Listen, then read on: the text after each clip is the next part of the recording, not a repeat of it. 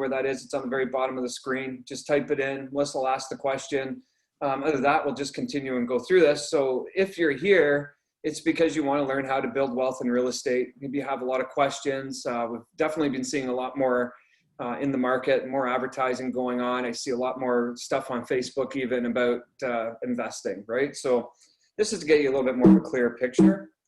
And we're off to a great start. So there we go. So how can investing in real estate help you? This is really what it's about. So why are you going to do this? And of course, went the wrong way. Well, one of the big questions, and I get, people ask me, it's like, hey, do you want to learn how to be mortgage free in 10 years? Well, this is one way that investing into real estate can help you. And I'm going to get into a little bit more detail about how you can actually do that in a strategy, so that if your goal is really, not to own 10 properties, but I just want to be mortgage free, I've got my income coming in and I can be happy, right? So, a lot of people like that. And it's a lot better than doing it in 25 years or 30 years, which is the norm that we've been taught to do through the banks, okay? Maybe you want to put your kids through university, give them a bit of a head start. And there's a lot of good examples of this. And, for someone who's been selling RESPs for such a long time, like the maximum growth you're probably going to get out of an RSP is about 100,000. And that's assuming that you max it out every year. You're in a good investment fund, probably earning 8 to 10%. Then you'll probably have about $110,000 by the time that person's 20. Okay. Doing it through real estate is another alternative, and we're going to show you exactly how you can do that. But another thing too, and I even look at my son today, it's, how do I get him a head start? So I'm seeing a lot of these first-time home buyers coming into the market, and they're struggling with down payment. They're struggling to try to get ahead. Their jobs are maybe 50,000, 60,000 a year, but you almost need to make 100K a year just to step into the market. And this is a great way to give them a head up, especially if they're younger kids. It's just a little bit of pre-planning, and you can get into a property and show them how to do that. And here's the big thing too, do you want to exist or do you want to live in your retirement, right? So, as a financial planner, we see a lot of people come in and they just really have enough money that they're taking from their RSPs and what they have to survive, right? So this gives you an opportunity to live the dream that you're looking for. Maybe it's cruising, maybe it's golfing, maybe it's more vacations, but it gives you an opportunity to actually do that. And how we do it, well, we're going to teach you how to build wealth through the real estate, okay? So 90% of the world's millionaires have been created by real estate, okay? So look it up, it's on there. But if you want to see where these millionaires come from, it's not because they won the lottery, it's not because they invested even necessarily into the market, but almost all of them have done it through real estate. All right, so let's take a look at our team here. So obviously we have Melissa Taylor. I don't know if you guys want to say hi or not. Welcome, everyone. Get up there. Where are you, Susan? Stop knitting. We have Emily. Hi, everyone. And then, of course, there's myself in slow motion coming through. So, we're going to talk about why it's so important to work with the team doing this, because, it's not like you're just buying your first home. There's a lot of moving parts if you're going to do, if you're going to do this for wealth or for other purposes. So, we're going to get a little bit more detail with that. So why invest in real estate? Well, there's 3 ways that you can earn money in real estate. One's through rental income. We're going to dive into this a little bit more detail. Appreciation, but the big one is really through leveraging, okay? And that's really how a lot of these guys and how these guys became millionaires was through leveraging their property, leveraging their assets, okay? So let's take a look at rental income. So rental income is a taxable income, all right? So you have the repairs, you have mortgage interest, you also have other costs, and that can all be used to offset any income from the rental property on your taxes. So in a way, you can actually use a rental property to reduce income. So there is a way to do that, depending whether you're in a profit situation or in a loss situation. Rental income is also used to pay down the mortgage. So while reducing the mortgage amount, you're also building equity, which increases your net worth. So there's very little in cash flow coming out of your pocket. So that's the whole idea of this, is really to buy a property, have somebody else pay for it, build that net worth, and that's eventually how you're gonna get further ahead. And over time, your rental income will also increase. So, if you're started off charging $1,800 a month, you give it 10 years, you're gonna be charging $2,200 a month or whatever the increases are allowed. So over time, you will start making more money from the rental property. Your mortgage payment's really not gonna probably change. But it is a great long-term strategy. And I've seen this before where I've met people at open houses where they're looking for another rental property, and all they're doing is they're living off the rent from other houses that they've owned. And we met one guy that had 21 houses, and that was literally his retirement income, was the income from rental properties, not to mention the estate he had. So we're going to take a look at an example of a $400,000 mortgage. So this is typically something you might see out here. Cost of that would be just over $1,500 a month. Over a 10-year period, your mortgage would be $294,000. Okay, so this is just on the mortgage amount, what you've reduced in the rental income. By doing that, you would have built $106,000 in equity just from paying down the mortgage amount. That's assuming your house didn't even increase in price. Okay, so let's look at appreciation.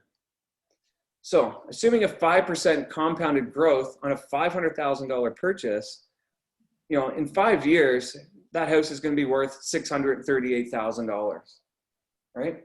That's $138,000 profit over a 5-year period. So that's really good appreciation. If you think about it, that's only 5 years.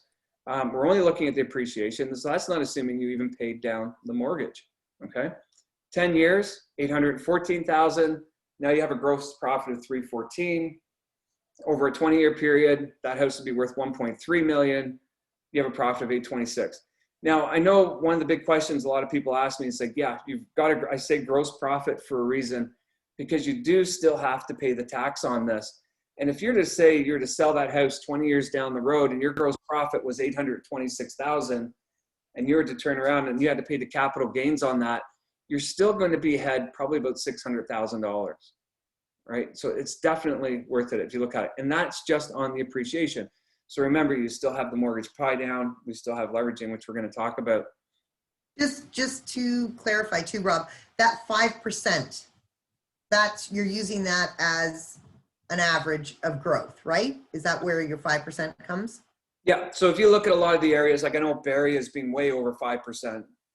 So I try to do 5% as conservative, but most areas, if you take it over a long term, we're seeing about a 5% compounded growth in real estate. Okay. And to give you a good example of that, I'm going to take you right into this chart because that actually talks about this. And this goes back to 1972. I know we're missing the last 3-4 years at the end of this because we did see a bit of a dive in 2017. But it's also right back up and we're above 2017 prices right now. So we're starting to hit that record again. But that's not actually 1988. You see my little red scribbly line there. But around 19. Are you showing a presentation right now? Sorry? Yes. Sharing? I'm not seeing it. Is there a screen share happening or what? Yeah, there should be. Yeah, screen share was happening the whole time. I don't know where it is. Somebody asked the rest of the people here, is everybody seeing it or no? Just I can see it. Yeah, I can see it. Okay, so what am I missing? What is she not doing right? What am I not doing right? That's right. Should be up there. Side-by-side gallery. I've got side-by-side mode. You go to view options in the top. Does it say Got side-by-side? exit full screen. No, at the very top middle. Okay, now I'm with you now. Okay, Okay, never mind. All right, perfect. No worries. Start over, Sharon? No! You betcha. You never know. I was just checking, right? So anyway, in the early 1990s, we actually had one of the biggest housing market drops in Canadian housing, okay, especially in the GTA, the Toronto area. And it took about 12 years for that market to correct and about 15 years for that market to actually double up again. The one thing about 1990, though, a lot of people did lose their homes, and we did see a flood of homes going on the market. And for anybody that was back in that time, they'll also remember they actually owed more on the mortgage than the house was worth. So it does happen, and those markets do continue, and we may actually be coming close to another cycle like that. And that's why I wanted to bring this graph up, because everything does cycle. Housing market tends to cycle about every 30 years, and we are hitting that situation. And I'm not going to get into government policy and everything, but it was almost the same type of situation prior to that in the 1980s, where the Trudeau government was actually coming in and spending. We started to see high inflation, a lot of things happened, and then everything crashed underneath it back in 1986. And so we are starting to see that same sort of trend in the beginning.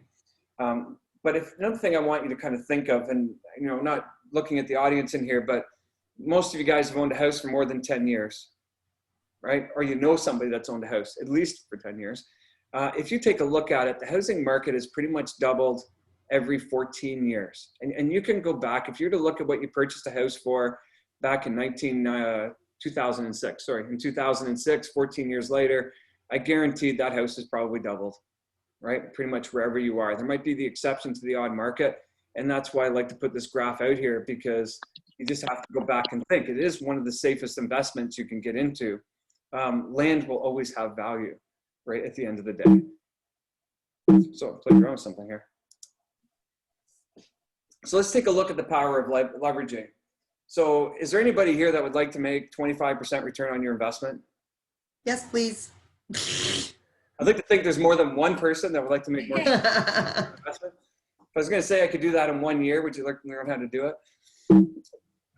Oh, now we're not working. See what you did to me, Sharon? Now I got to click. There we go. Okay. So before I show you that, I'm going to show you how banks like to make money. Okay. And take a look at it. If you're to walk into a bank and you're to go up to Mr. Banker and you're to say, hey, you know what? I want to buy a business. I have $100,000.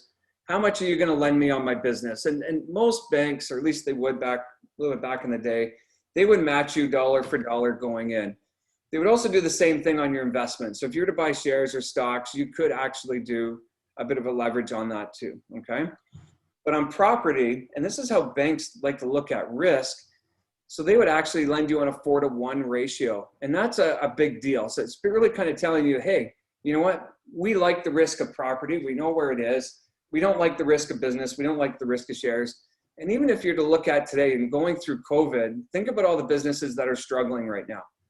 All right. So those banks are probably going to call a lot of these loans in if they're not getting paid. But with property, they have an asset there that's tangible. They can sell it. It doesn't have the risk like other stuff. Okay. Same with the stock market. When we see a correction, they'll usually do a margin call. They'll ask for some of the money back. They want to rebalance the books. They don't do that on property. So you've never actually seen it where if a property was to decrease in value, the bank came in and said, hey, you know what? Your property is worth now $500,000. We know you paid $7. We want that extra money back in. That never happens. Okay. They know it's going to come back up. And as long as you're making your mortgage payment, they're going to keep continuing. So let's say your goal was to make $100,000 over a 5-year period. If you're to do that with these banks in a business, you would have to get a 50% return on your money, right? Shares, again, a 50% return. But if you were to do it on property, you would only need to do a 20% return, because 20% of 500,000 is 100,000. Okay. So how do you get that 25% return on your investment? First, you're going to purchase an investment property for 500,000. You're going to invest 100,000 of your own money in there, and the bank's going to turn around and they're going to lend you 400,000. Okay. So now you have that 500,000 to buy that property. So let's say that property value now increases by 5%. Your $500,000 property is now up to $525,000, or a $25,000 profit. So guess what? You just made a 25% return on your initial $100,000 investment. Do you guys see how that works? So leveraging is a very, very powerful tool when it comes to wealth building in real estate. That's actually probably the biggest key where you're going to make the most money is through leveraging. Any questions on that? Melissa, you're completely speechless today. Yeah, no, I'm listening to the chat. It's okay. Okay. No, I think that's self-explanatory. It comes out very numbery, but yes, we get the idea. It does. It is one of the biggest ways. Most people don't realize the power, not just the power of compounding, but the power of leveraging and then having somebody pay off your mortgage. You start adding all that together, and we're going to show you those numbers that you would actually make on a return and where it really is worth it. And if you're discouraged, like I just want to say, if that was a lot, because for people who don't do the percentage compounding, all that stuff, they're not used to it. It can be a lot because you're just get to the goods, man. We just want to hear how we can. How we do that, right? So we're going to show. Yeah. But we will be able to meet with you individually, and then it becomes a lot clearer. It's just in this presentation form. This is how we have to do it. Yeah. So what about the risk? So, and it's just giving you an idea, because people come in here and they understand that well, geez, there's a lot of things I don't want to do if I have to get into a rental property. What happens if the market crashes? What happens if I can't find a renter? I can't get the renter out. So there's a lot of things that can go wrong, but we understand something too. So risk does not equal the amount of debt owed. Okay. So that is really key. And we've always grown up with that theory: get rid of your debt, pay off your mortgage quick, become mortgage free. Well, there's good debt and there's bad debt. And really a mortgage can be a good debt, especially when rates are so low, right? We're taking advantage of cheap money right now. So risk is really just a function of demand, right? So, and let's take a look at demand. Can you rent your property, right? Is there a demand for rent out there? I mean, we've got at least 3 realtors on here right now. I can guarantee. Yeah, there is. Right? They can't even find properties for people. Huge demand. There's just too much demand for it. Can you sell your property right now? And there's another thing, like how long has a house been lasting on the market? Yeah, it isn't. Right? Like it's, unless it's, we'll say that in there. What about control? So that's another function of risk. What kind of control do you have of this? So you can change it. You can buy a property if you're into doing the work, but you can change it into a duplex, right? Get a double income. So there's a lot of things you can do with this. And again, you have the control to rent it. You have the control to sell it. You can also improve it, increase its value. You can pull out more equity, buy another property. You can sell it, take your profit. So, and then there's always the exit strategies, and the exit strategies come back to renting, selling. And the reason why I talk about this is because even in the stock market, as an example, we don't have control where that money is being invested, right? There's not always demand. What happens if you get into another Bre-X or another company that falls apart, right? So you can easily lose that control. You lose the demand, and your exit strategy. Well, if they close the market down so you can't redeem your money out or switch it or move it, you've lost your exit strategy. That usually does not happen in property. You see how I put it right in the middle of that house, right? Yeah, that's very good. Let me leave this slide on for a second, because this is exactly, I mean, when we, and we didn't really do the intro on this, how you have hold properties and I do flip properties. So Rob and I both come from a background of investing, and we both are currently doing it. And I'll tell you, this slide is so important for a few reasons. And one is because you may not have a lot of control of what is happening at the time you want to sell your house, but you have so many exit strategies. The one thing you absolutely have control over is when you buy your house, because you can buy wrong. And if you buy wrong, then we can't teach you or help you through anything. There are certain things that you absolutely have to look for, and that's marketability for rent, if that's going to be, not only if that's going to be your primary exit strategy, but as a backup, right? Because we want to see if you're not able to sell it for whatever reason, or you choose not to sell it. And Rob's talking about these alternative exit strategies. What's something else we can do? So we want to be in a marketable area for rent. We also definitely want to be in a marketable area for sale. And we do not, and price is huge. So we need to, just a second. That slide is actually coming up. Oh, sorry. just okay. In case, but we can add it on. But you're absolutely right. Like this, you have to have the right exit strategy. You have to buy the right property. And I do talk about why you want to use a team, and it is coming up later on in the presentation. But this is where a lot of people make mistakes, and I'm going to go into the details of that like a little bit later and what to watch out for. Okay. So other common concerns that you might have going in, and we just talked about this, is one, you just don't want to be a landlord. I don't know if Debbie's on here, but she got into this, and obviously I don't think she's seen the property yet, has she? Unless she saw it once. She's seen it now. Right? Yeah. It's a good example. So, there's other ways around this. What if my tenants don't pay, damage the property? How do I get them out, right? I don't want to fix toilets in the middle of the night. And I've had those phone calls in the middle of the night. So, I have property management companies, and we're going to talk about that solution. But one, your solution is a property management company, and it's about insurance. So you have to be properly covered. And as a team, by the way, we do have the property management companies in place so that you are set up completely. So there's a lot of other moving parts, like I mentioned. You can go into a lot of realtors, but then it's like you have to find your property management company. Have they been checked out? Do they check that property every 6 months? Do they make sure the rent's coming in? So there's a lot of things that are involved, and there's a lot of property management companies out there that technically really aren't property management companies, right? So, or don't give you the the full features of what you need. So let's talk. I'm sorry. I need to just interrupt there because it again, this is so important. Like one of the things, especially as a couple or a single person, and you want to do this as your first property. And so many people are like, I want to do it and I'm going to manage it. And if that is your goal and desire, then absolutely. But it isn't what we advise, or it certainly isn't what I advise. I've done it that way. And I'm here. I survived. I need a t-shirt. I survived being a landlord. And with property management, it's a leave it and forget it. I mean, it absolutely is worth the money. It's usually what, 8 to 10% of your monthly fee. And yeah, and it's their job. Right? That's what they do. Like you know, if you're going to work 9 to 5, you don't want to be coming back and then have to deal with rent, right? So you have somebody else. Okay. So let's talk a little bit about the compound effect, because this is really how you're going to start to grow your assets. And we're going to take a look at an example in year 1. If you're to look at the value of that house and you bought it for $500,000, and we talked about this, 5% growth, increase in value is $25,000. Your house is now worth $525,000 after the end of 1 year. So in year 2, we're going to take that $525,000 and we're going to move it over. Again, 5% growth, but now we're using that compound effect. So now you're at $26,250. Your value is $551, $250. You do this at the end of 5 years, and now you have $638,000. Okay, so that's how the compound effect works on it. Just to take a good look at it, it's the difference between now your purchase price and your new value.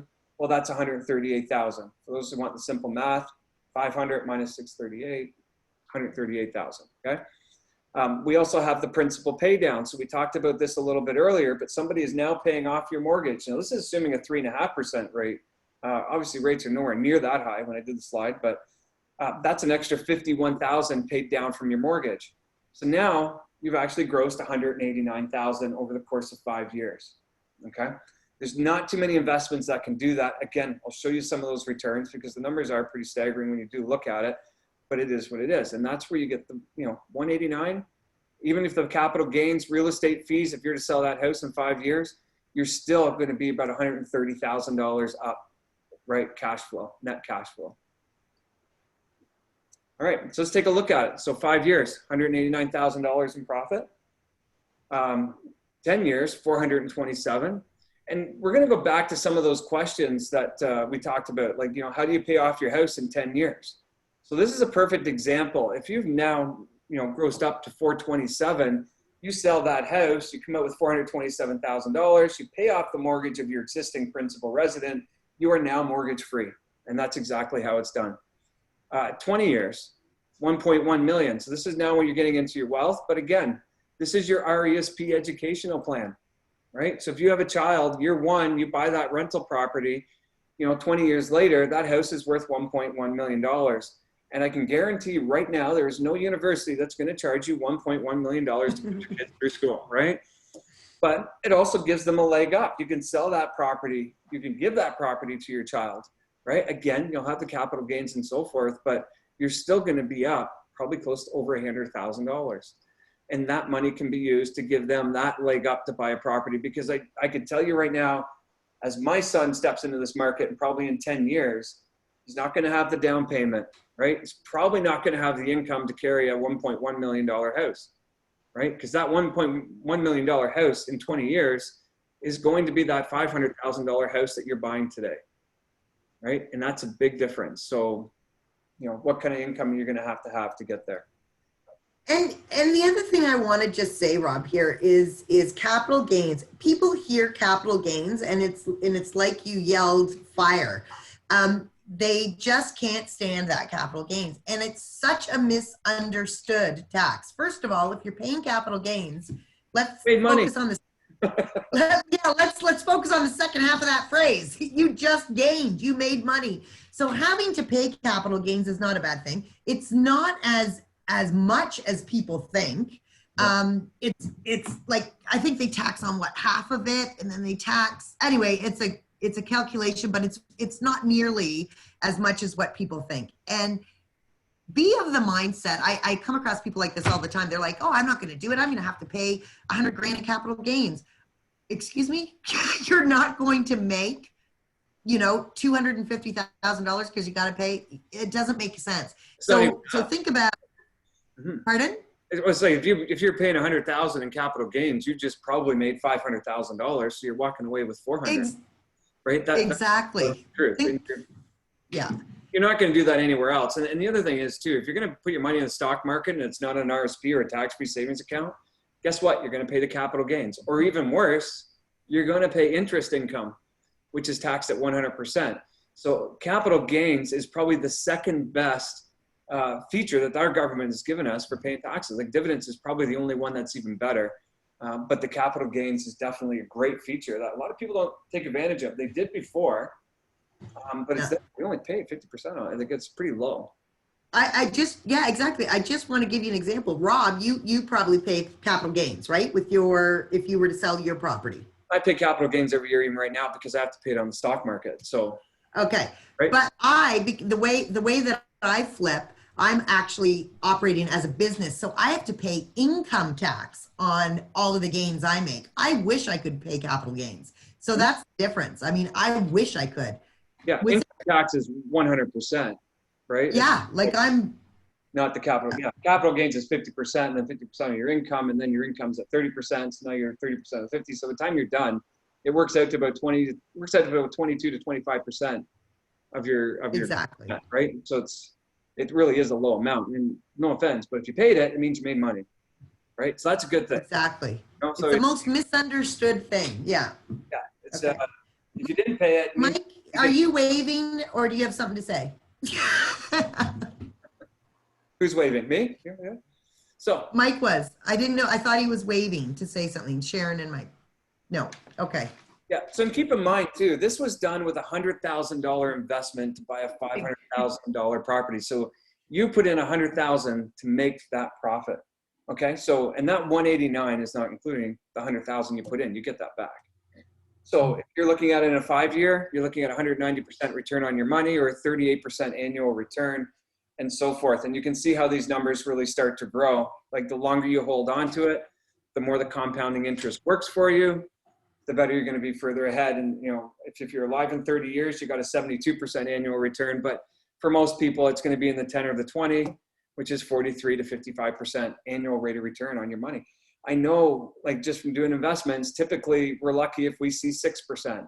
So it's the big difference over time, right? And the fact that you're making it 3 ways, and that's really the big winner. Okay. So how do you build wealth if you're going to do this? So we talk about this. First, you start off with your first home. This is usually your principal resident. You let it grow, you build a bit of equity in it. And then once you've done that, you know, you basically take the fruits of your labor and you buy 2 more, right? So you refinance it, you get 2 more properties, and you continue to keep doing this. And, you know, my projection on this, it takes about 10 to 15 years. If you're aggressive, you're focused on it, you could easily own 10 to 12 properties in about 15 years. It doesn't happen a lot right in the very beginning. Most of those properties are going to come in year 6, 7, 8, and 9. And I know that just from experience, because my first 2 were 10 years ago. Now I'm almost buying a property a year, right? Just from what I've had. You know, that being said, each property is going to be worth, you know, 500,000, do this over 20 years, 1.1 million. You're going to be probably getting about $4,000 a month in rent. And if you want to know how people, you know, become wealthy off real estate and become millionaires, you've now got a portfolio that's worth over 11 million. You've got $40,000 a month in rental income. And this is going, you know, this is the extreme way, but this is how these guys earn true wealth. This is how they're taking the expensive trips and so forth, right? One of the things that I found, Rob, really helped is to change your mindset again. Like we were taught a long time ago that, you know, you pay off your mortgage. Like, okay, graduate high school, go to college, get a job, get married, have a kid, and then pay off your mortgage. I mean, that's what your goal was.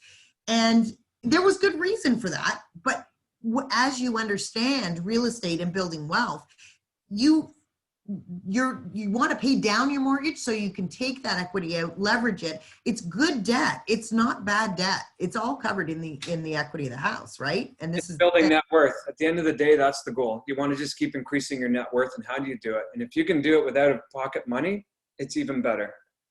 We concentrate a lot on what we make, what we bring home into the house. What was our paycheck? this week? What was our paycheck? You know, what's our line 150? And that is not wealth. You know, that is income. Wealth is what Rob's talking about. And net worth, I mean, if you can just change your thought to net worth is what actually makes up your wealth, as opposed to what you bring home. Well, yeah, you want to be able to make money without working, right? So Yeah. it's making your money work for you for a change. And that's where this comes around in doing that. And even if you hit 65, you've got 12 properties, you sell 4, you pay off all the mortgages, and you just collect the rent money, and that becomes your monthly income. Right? Maybe you're not making 40,000 now, maybe you're making 30,000 a month. The thing is, it's very, very doable. It's just, like I said, it's just planning. You need to get as many properties as you can, as soon as you can, and get renters in there so that they're paying off the mortgage and you're not really putting anything out of pocket. And that's really the trick to doing it and the secret to doing it. So let's take a look at where we start. So let's take a look at a current family home right now, $400,000 value, $200,000 mortgage, okay? So we're gonna do the equity in the existing property. So let's, you know, most lenders, you have to put down 20% to get into a rental. So we're gonna access 80% of the property value, which is $320,000, okay? Less the existing mortgage of $200,000 that we just talked about. So now we have $120,000 of available equity, and that's where we get the funds to start off your first property, right? Or your second property in this case. So just take $100,000 of that 20% for your down payment. You buy a $500,000 investment property, and there you go. So we're going to take a look at another transaction. This is the one we typically see that's going on.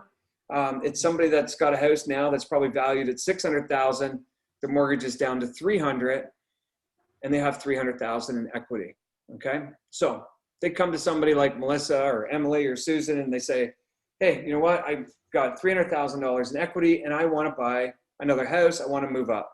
Okay, so they want to buy a house for $800,000. That's going to have a $500,000 mortgage because they took that $300,000 in equity and they moved it over. Right, so we just showed you there. 10 years time, this is what it's going to look like. So that $800,000 house is now going to be worth $1.3 million. Mortgage is going to be down to $345,000, which means they've now built $955,000 in equity. Okay. So let's change that scenario. Let's take that $955,000. You see it up there in the top corner. Remember that $345,000 mortgage, and we're going to show you how to put yourselves in more debt, because that's what I do. I put people in debt. I just love doing it. So you have $300,000 in equity. So we're going to change the thinking in this, and this goes back to that mindset. So, okay, so how can I do this? How can I make it better? How can I make more money doing this? So instead of doing it, you're going to buy that $800,000 house still, but now you're going to use $200,000 of that equity instead of the $300,000. And you're going to have a $600,000 mortgage. So yes, I'm going to put you in a bigger mortgage, more debt. Okay. 10 years down the road, house is still going to be worth $1.3 million, but now your mortgage is up to $412,000. So remember before it was $345,000, right? So your net equity is now $888,000. And remember before it was $955,000. So it doesn't sound like you're too much further ahead, but we're going to take that other $100,000 and we're going to buy an investment property with it. So that's a $500,000 purchase. Now your mortgage is $400,000 on that one, and you used your 100K. So let's take a look at 10 years. And keep in mind here now, it's like you remember, I'm coming up to somebody who was originally going to start with a $500,000 mortgage, and now I just turned around and put them into almost $1 million in mortgages, right? But there's a reason for it. Mm-hmm. Okay, so that $500,000 house is now going to be worth $815,000 in 10 years. Your mortgage will be down to $275,000. Remember, that's now paid by renters, okay? That's a $540,000 profit. Your total equity now between doing it the second way is now $1.4 million versus $955,000. So you see the difference. And that's just by changing your dollars around. That's all you did, right? It's something as simple as that. You got into it, second property, you're not worrying about that rental. You put a property management company in there, you let it ride out yourself. 10 years down the road, you're way further ahead. And again, you could technically pay off that property, sell that property for $540,000 your equity, and you could pay off that second mortgage. 10 years, you're mortgage free, right? If you want to go back and do it the other way, you're going to be in that mortgage for 25 years. So there's a lot of ways around this. So just how do you want to do it? Okay. So why do we use a team of professionals? Melissa, why do we use a team of professionals? We just went through all this. So let me ask you something. If you need to have heart surgery, would you go to your general doctor to do that for you? I'm going to guess probably not. Like I want to use somebody who specializes and knows what they're doing, somebody who knows the market. And one of the reasons why I've teamed up Melissa was for that very reason, because she does the flips, right? She's done a lot of this work. She knows what to look for. She knows the issues that can happen. And you want to do this for a lot of reasons, right? You're stepping into a whole new ball game. It's just not just a first-time home buyer that's looking at doing this. You are now starting to put your money into an investment, and you want that transaction to go as smooth as possible, right? You want to know that the person knows what they're looking for. And Melissa, you were touching up on a lot of this stuff, but you want to avoid the wrong purchase, right? And I see a lot of realtors out there, and they advertise themselves as wealth specialists, and yet they've never owned a rental. They've never flipped a home. They don't even know one property management company in the area. They can't tell you what the rent's like. I've asked these questions to these guys, and none of them have the answers. I'm like, how can you be a wealth specialist if you don't even know how to answer any of the simple questions, right? So we sit here, we have the calculators, we have the tools, we have the resources, and we have the referral market. So we do have other agents that are working in other areas. We do have the property management companies, the lawyers, the appraisers, right? The inspection. And all that is key to making things work in a proper way. And you need, that realtor needs to know what you're looking for. You need to make sure you're getting the proper advice, somebody that's going to set it up properly so the transaction is smooth. And they need to know the investment market. So, access to properties before it even hits the market is a key thing too, which I know, Melissa, you have that also. Huge. Yeah. Is there A anything huge network. Yeah. No, it's crucial. It's crucial to have those connections in that investment field. It really, honestly, I don't know how many people on here, we should have asked that maybe, who currently have investment properties and who does not. But this is like it reminds me of Harry Potter when I first started in this world, because it's an entire underground world that is doing this. So many people are doing it, but you wouldn't know them if you bumped them on the street, because they're quiet, but they know where to go and who to get the houses from.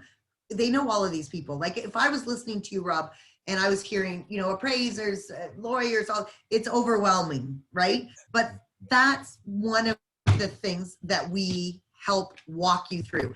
And the thing is I have no interest in doing it for you.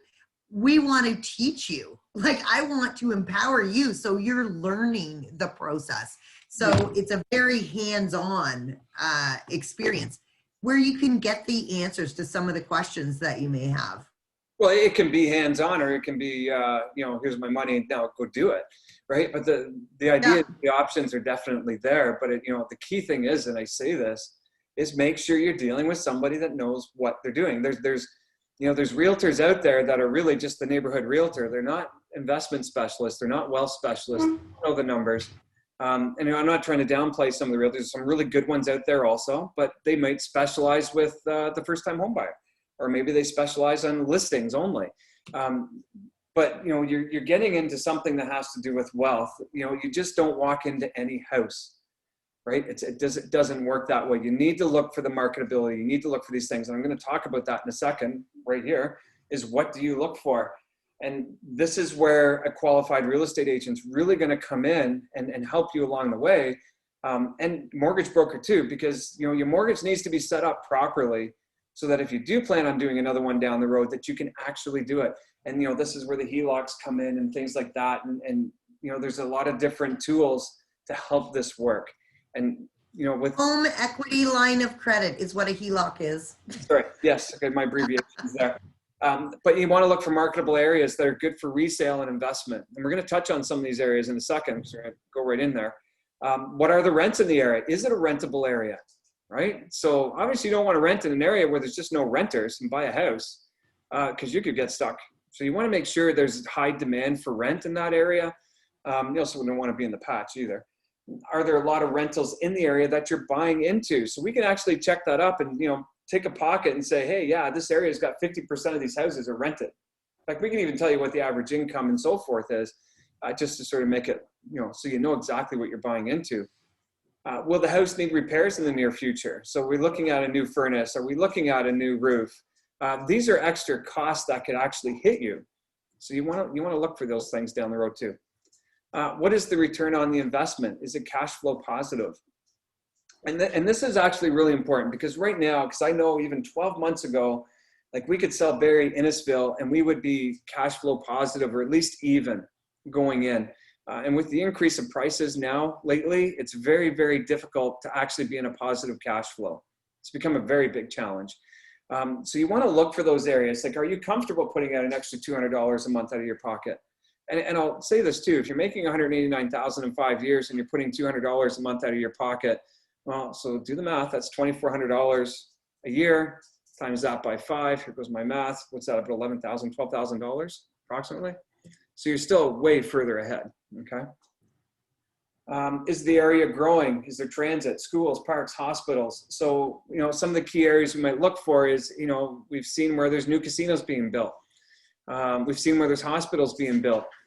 The reason why these can become very, very strong is because a lot of these workers come in and they start off as a contract position, which means they can't buy, but they become very strong renters, right? And very good renters. So you don't have to worry about them. And you also want to look at the growth in the area. So, you know, is the area falling apart?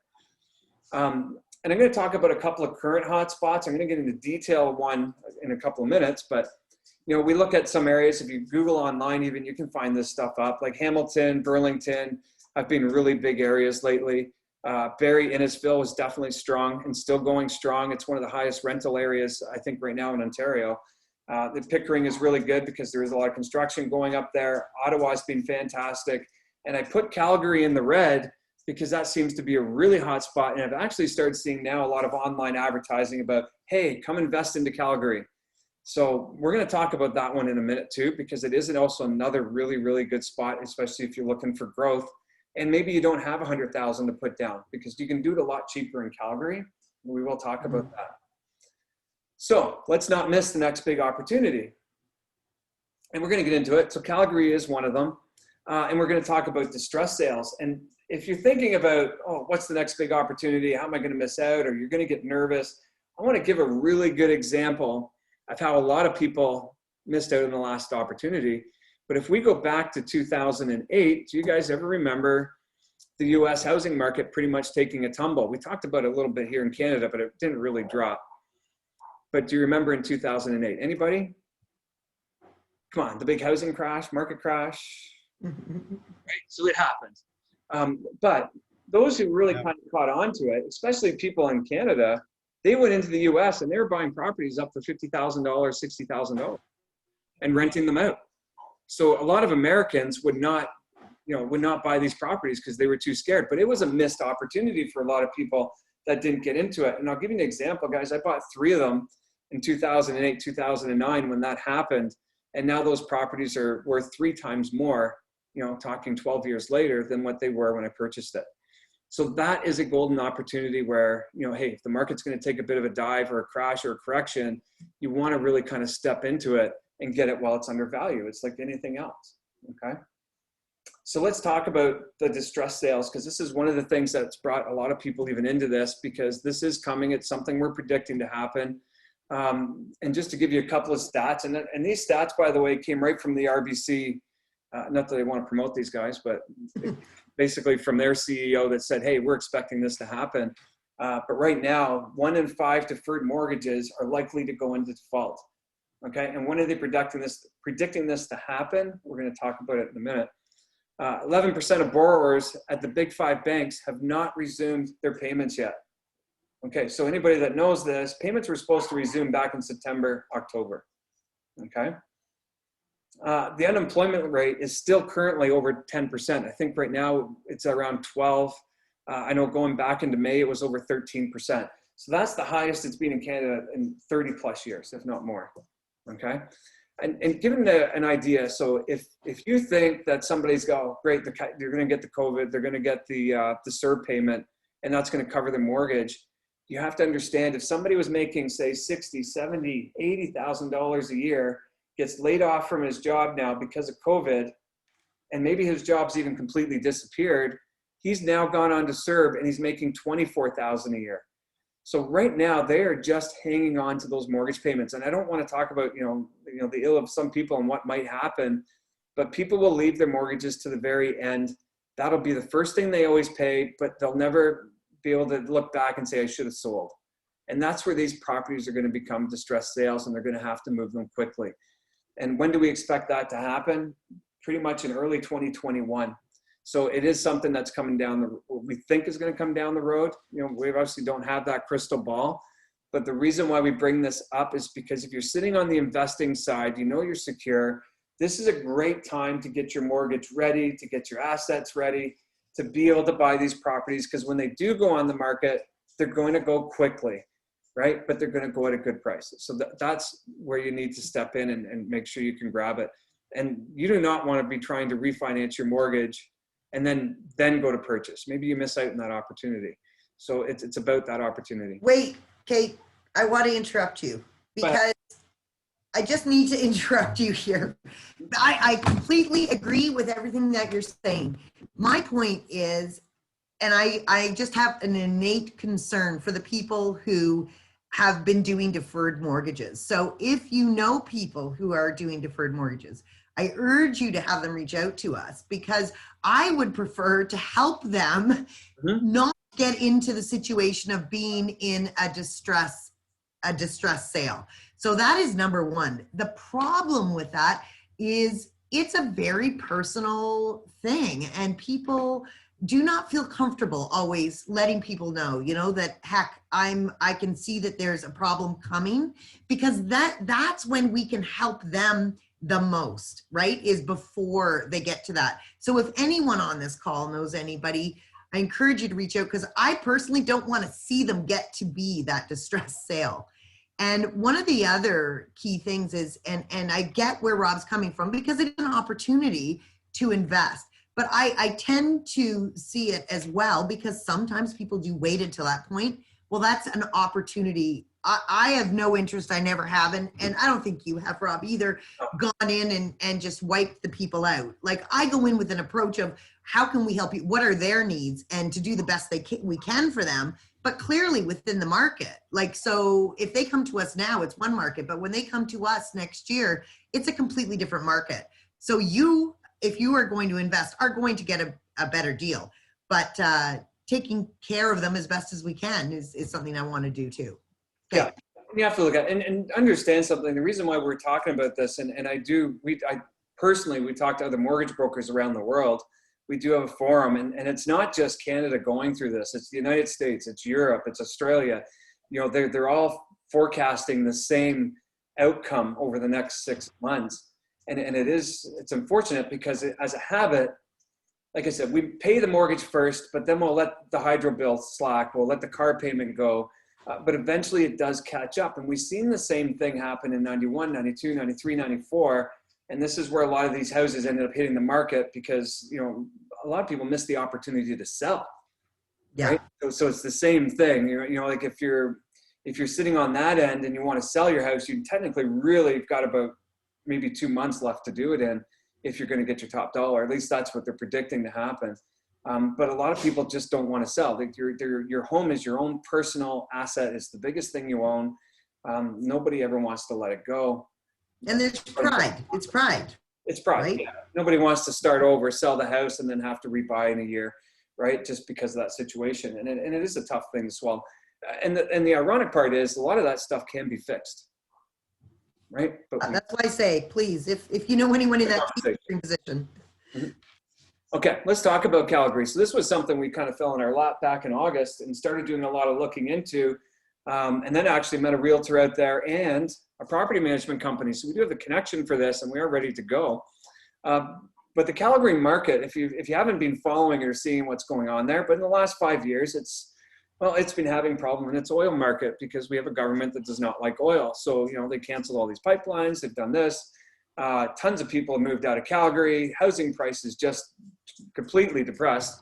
So it wouldn't have been a time to buy 5 years ago. The thing is now Calgary is actually starting to come back. And this happens in the oil market there about every 10 to 15 years. We always go through this cycle. And if you're thinking oil is gone for good, just keep something in mind. It's used in plastics, it's used in soaps, it's used in cars, it's used in so many things. Oil is going to be around for another 100 years. Like, I don't care how anybody says it.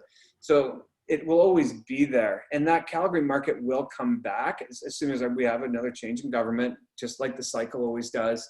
They're going to support it. And that is good news for their housing market because it'll bring in people. Now, there's other things that they've been doing. So the housing market in Calgary has been dropping for the last 5 years, but it does look like it's now hit the bottom, and it's a great time to invest. And we did look at a lot of townhouses there. They're going around the 250 to 300 mark. Rental income does show a net profit, and that's even with using a property management company. And we're talking townhouses here that are 10, 15 years old at most. So it's a great opportunity right out there right now. That opportunity is right in front of us. And we do know that market, a 10-year growth projection sitting in there is probably going to be higher than 5%. So it's a good spot to be in. Calgary also right now has a very strong rental market, and it is in the revenue, it is in a revenue positive situation. We're not talking about commercial property. I know the commercial end's been really struggling there, but the good side is because the commercial property has been struggling, they've been attracting a lot of tech companies, which have been bringing people in contract positions, which are in high paying positions, and they can't buy a house, but they're there for renting. And the rental market, because of that, has been actually in very high demand. So they don't have enough housing there to supply the rental, which is crazy if you think about it. Start bringing the oil market back, and those guys are going to be looking for rentals again because they're not in the purchasing position. It takes them about 2 to 3 years.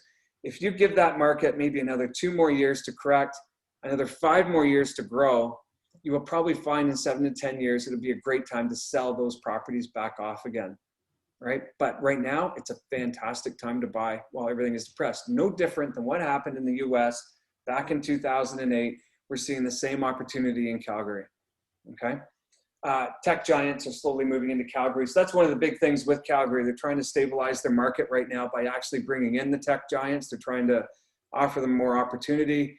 That way they have a year-round source of income. So if the oil market does drop again, they're ready to step in. Tech giants are already there. They already know their economy is going to be strong, okay?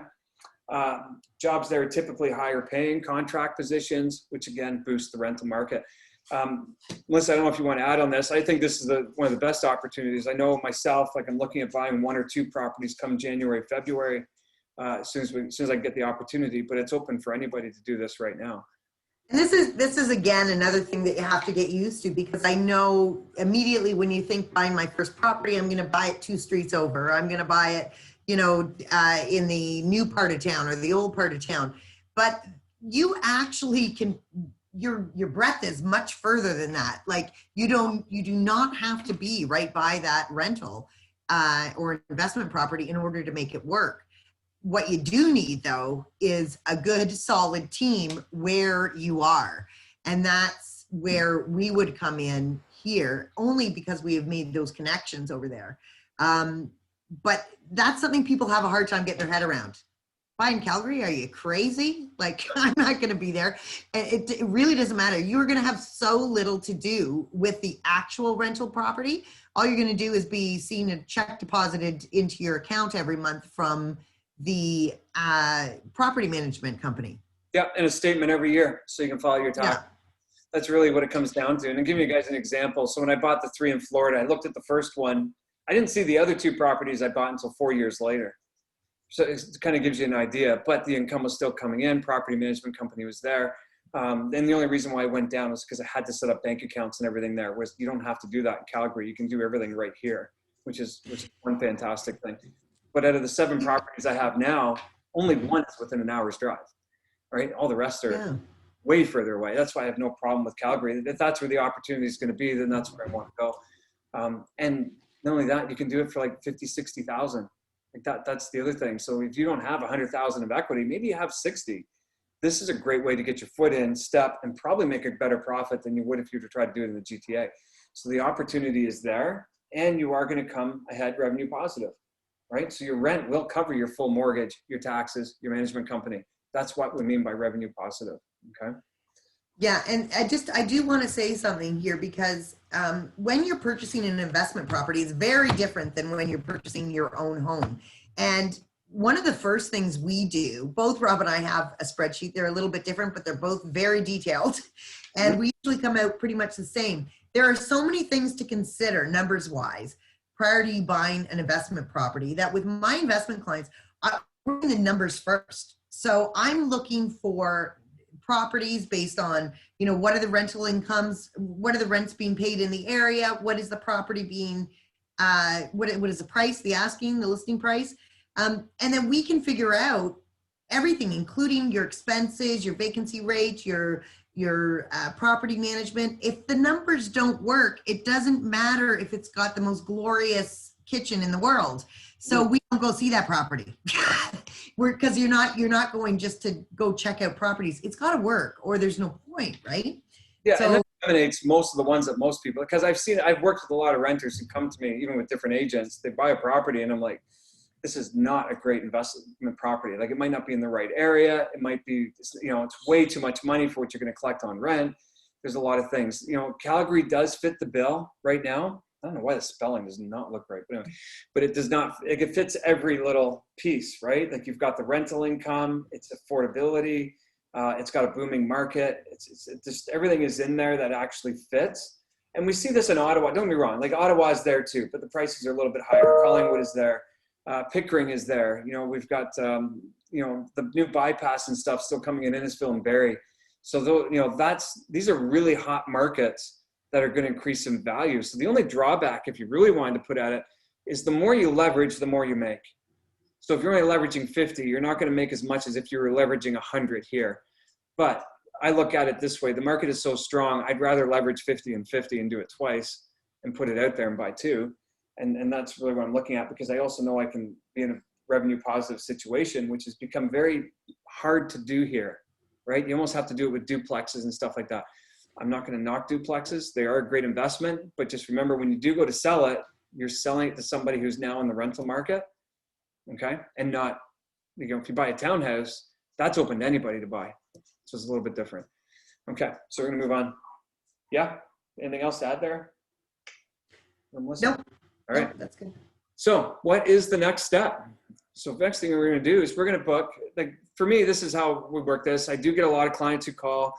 A lot of people want to pre-qualify. So usually what I ask for is a quick 15-minute phone call up front. This is more of a screening. I want to see a little bit where you're at.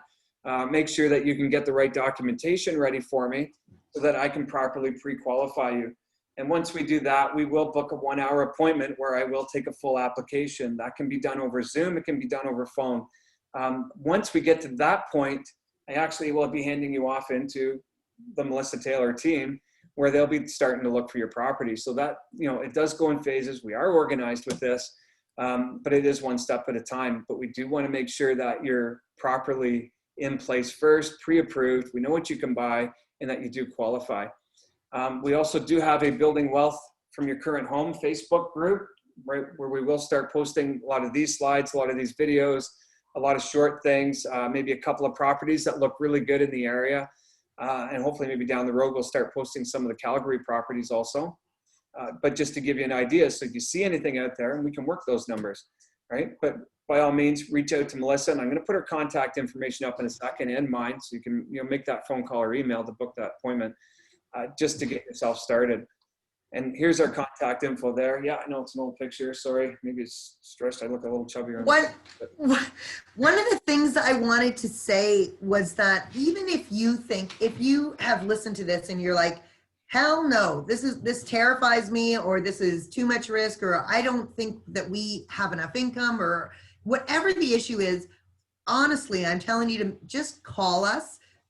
If Rob scares you, call me. But call us, because a lot of the times, and we have done the one-on-ones with so many clients, and we have found when we did that, sometimes, Rob, you've been able to readjust. They're not ready, perhaps right now, but let's readjust. Maybe it's their RSP, or they didn't understand the way they were saving money. We've had clients who had lots of money just in savings, and it wasn't invested correctly, and set them up so that in 6 months, they're ready to go. It's all about learning. We're all learning, guys, together and continually. So reach out, let us share the knowledge with you, and let you know, okay, maybe you can't do it now, but this is what you can. So don't think this isn't for me. You know, maybe you don't even own a house yet. we get a lot of people like that. We have a lot of first-time home buyers that kind of morph into wealth builders because we guide them to that process. So I just don't want you to not reach out. You say, heck, that's not me. Yeah, and this is it. Starts the conversation. Doesn't mean you have to buy tomorrow. Certainly not going to pressure you to buy tomorrow, right? No. But it'll definitely give you a picture of where you're at. And I say to people, you know what, write down the information, take it. I think most of you guys are probably friends on Facebook too. If you're not, then, you know, join the Facebook group. Text Melissa and say, hey, I want to be on this Facebook group. Add me in. And then just follow the information that's on there. And when you're ready, make the phone call. You know, that's really all it's about. But it's, you know, follow the information. It's all about the education going in there. We know what we're doing, right? Like I'll say that. Like it's we just didn't start doing this 2 years ago. Like I've been doing investment properties now for 12 years. Melissa, I know you've been flipping forever, and we won't go how long that's been. But, you know, But know what you're saying no to. That's what I always say. Combined, we got 150 years experience. Hey. So it's in there. But it's, you know, make that call and just kind of go from that point, like I said, or follow the information. Like I always say, if it's not for you today, it might be for you tomorrow. So, or maybe there's someone else, you know, who would be interested. But I know when I got into it, like I said, it was full of opportunity. And, you know, some of it you take and some of it you wait and do later, but it's just learning about it and knowing that it exists and it's accessible for people, and that there's people like Rob and the Melissa Taylor team who can help guide you through it. And I mean, we're not getting paid to do this. we literally have a desire to bring people into this investment world. There's such opportunity, and not enough people know about it. You know, they just don't. Yeah, it's just starting to get out. It's at the beginning stages for sure, right? And like I said, there's a lot of misinformation out there. And you know, I've gone through the no money down. I've gone through the student rentals. I've researched all these things. If you have questions on it, feel free, ask me a question. I can tell you why to go there, why not to go there. What's strong about it, what's not strong about it. And, you know, I'm not saying any of them are wrong. Everybody's got a preference. Like I've come across the guys that just want to do the flips, and that's perfect, right? Because I tell them, you know what, take your house, flip it, make it a duplex so we can sell it, because we got people looking for duplexes. Yeah. The money's there to be made by other people. You know, personally, I don't want to go out and start, you know, renovating houses anymore. I'm done. But I'm more than happy to invest into it, sit back and just reap the reward from it. Some people want to do it. Melissa, on the other hand, she just wants to rip them out and tear them up and rebuild them, right? Frustrations out. That's right. Have your fun. So, but the experience is definitely there. Like, and I know, Melissa, you can walk into a property and almost tell you what it's going to cost to fix and so forth, just by walking through, right? With your oh yeah, 100%. And just as an example, and I know you spoke about Deb earlier. So I had an investment client who was buying a property. We had been through it. I'd been through the property. It was in Barrie, and it was not a legal duplex, but it was being used as a rental up and down. And we had these particular clients were interested, made an offer. It was accepted. We did the inspection, found out what it was going to take to change it into a legal duplex, because that's one of the things we'll always recommend too. So, and it's not as expensive or scary as that sounds either. People hear that and they think, heck. But again, it depends. It wasn't that long ago that Barrie had a no duplex area that nobody knew about unless you knew about it, right? So there's things like that you have to understand as well. But so anyway, long story short, that client got cold feet. And this was an amazing deal. And I was like, I have to have somebody buy this. It's such a great deal. And then Deb and her husband, Kev, first time investors, didn't see the house and said, okay, like if you've been through it, and I told them all the numbers. And so they bought it. It closed right in the middle of the beginning of COVID, like April 7th. They never saw the house. It was tenanted, and we got them set up with a property management company. Got them set up with contractors to do the switch for the legal duplex. And they saw it about, I think 3 months later was the first time that they saw the property. I took them. So that was like, hey, welcome to your house.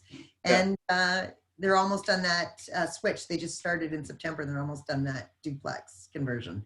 So this is already worth way more than what they ever paid for it. Like this it is. Yeah. Especially now that it's illegal, right? Yeah. Anybody have any questions? I don't know how many are on here, but does anybody have any questions at all? Anything in the chat room? Yeah, Rob, I have a question. It's Mike. Yep. Where do you get your stats? What's a good source? You mentioned 11% of mortgages or borrowers currently have not resumed payments. Yep. And then you mentioned something about trying to find out what the rental portion of home ownership is in a district, for example. How do you find out that stuff? Okay, so I can tell you the first stat you were talking about actually came right from the RBC CEO. He put out a wealth alert about 3 weeks ago, which he publishes. They usually come out once a week, like just market updates and stuff like that. So that just came right from him in his own, like RBC, whether you realize they're not controls all 5 major banks because of that being the largest. So they do have the statistics for everybody. And you've probably seen BMO, they all do it at the end of the day. So that's where that one came from. The stats as far as renters and stuff, and Melissa, stop me if I'm wrong, like I have my own, it's called Relinks. So it's an actual system that we have and pay into that's provided through the mortgage company. So I can actually put in a property address and I could see incomes, I could see how many are rented, I could see what schools are nearby, what transit's nearby, like everything. Yeah. I know everything about the property. And I think, do you guys have your own system for this? Yeah, we have that through a few different ways actually, but we have it through Geo Warehouse, MPAC, and then we also can access it through Treb and Rico. Right. So we have those. It's public information. It's not. And they're industry related, Mike. They're industry related. Okay. So, but we do want to do the research before you go in. Like that's part of it. It's like there's no point going and show you a house and then go look at it and say, well, this just really isn't a good rental in this area, you know? Yeah. You're not going to talk to me again. Well, you're not going to talk to Melissa. That's not my problem. But oh. But I still do the research even on the mortgage side. So don't get me wrong. Listen, behind the scenes, and trust me when I say this, because I've gotten the calls from Melissa at 11:30 at night. What do you think about this property? Is it a good one? It's got this, it's this. The numbers work. Your numbers work the same way. And we'll go through it. Doesn't mean we always agree, but we will go through it. But that's the good thing on your behalf, right? Like you kind of want that. And if I'm not going to buy it, we're not going to sell it. And Melissa's the same way. If she's not willing to invest it, she's not going to sell it. So, and I do know Melissa has, this between you and me, nobody else is going to hear this, but Melissa has also off-source properties that you deal with too. Oh yeah, off market. Yeah. Yeah, off market. So don't ask me how she gets that. That's not my business, but she does get it before it hits the market. And that's where you're going to probably get a lot of these distress sales too, by the way. So somebody asked that question before. It's like, geez, I wonder how I could get those. Well, I just went to one today that called me. Yeah. So, they're not on the market. So those are where you're going to get your better deals, more than likely, because they have to move quick. And if you're going to move quick on it, you need to have your mortgage financing in order, which is why I tell people, it's like, you know what, talk to me first. Let's get yourself in position, because if one of those properties come up, you're going to probably want to move fast and without a financing condition, right? So you need to. Right. Okay. Very good. Thank you, Rob. And if I can interject too, that was an excellent question, Mike, because I grew up over south of the border. I'm a Canadian and I've been here for 33 years and I'm very happy about that. And I'm saying, so anyway, I do have a lot of contacts, real estate wise though, down there. And over just across the border, down in the States, every possible thing is available to the general public. So that was a really good question, because over here it's quite different. You do have to have a license to access many different stats and information that would be readily available in the US. And then, like I say, on another aside, we are global at Keller Williams. So let's say that, forget the US right now, for heaven's sakes, but let's say that gosh, I've always wanted to live in Portugal or Costa Rica or wherever. We have literally a referral network that is absolutely global. So keep that in mind too, just as an FYI. Just wanted to put that in there. Thank you very much. Sure. No Keller Williams in Calgary. Did you know that? We have got to get one out there. Just letting you know that. But I have connections. I have connections. There you go. No KW in Calgary. I don't know how that could possibly be. We've got it. We're East Coast though. We got Newfoundland, Nova Scotia, and I think New Brunswick. We're BC in Manitoba, but we're And just. BC and Manitoba, so we're getting there. You're just surrounding them. Any other questions out there? You can throw in the chat if you're too shy to, oh, Ken?